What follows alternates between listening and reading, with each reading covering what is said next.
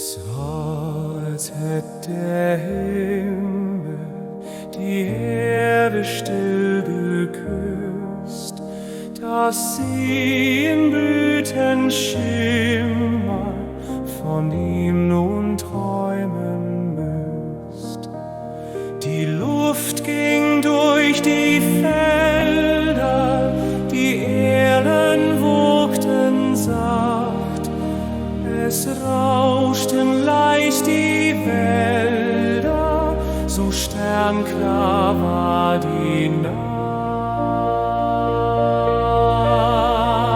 Und meine Seele spannte weit ihre Flügel aus, flog durch die stillen Lande, es flöge sie nach